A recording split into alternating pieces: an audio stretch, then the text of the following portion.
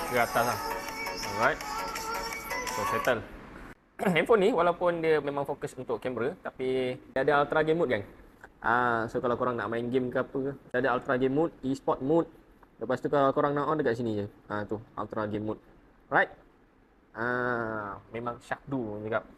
The last kali adalah dia punya screen lah. Screen pula, sorry. Dia punya kamera. Kamera kita ada ambil beberapa sampel gambar. Kita comparekan dengan iPhone 16 Pro Max dengan Vivo X300 Pro.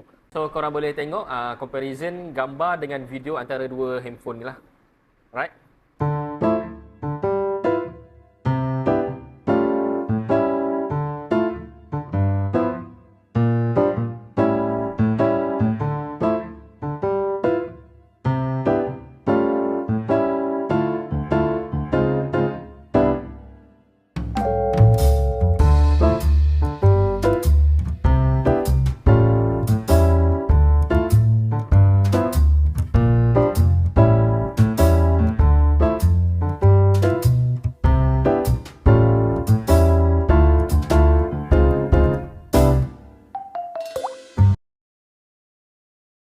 Alright, so macam mana guys?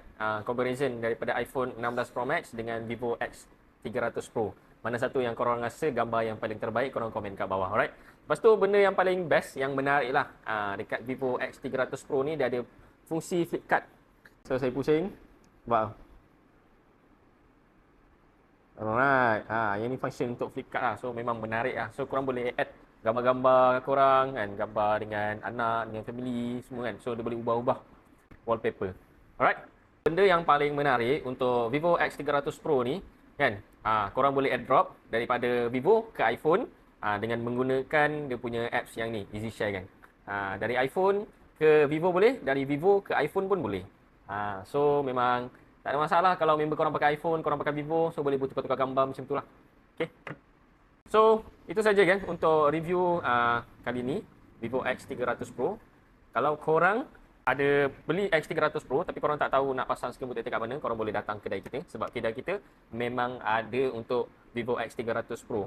Pelbagai material, ada material untuk Blu-ray, ada material untuk privacy. Alright, so kita akan custom potong ikut sizing screen handphone korang lah. Alright. Dan kalau korang berminat untuk nak beli X300 Pro dan X300, kita memang ada jual. Untuk X300 12512GB, harga dia RM3,899. Manakala untuk Vivo X300 Pro 16512GB, harga dia RM4,699 sahaja. Right? So itu saja untuk video unboxing dan review hari ini. Terima kasih.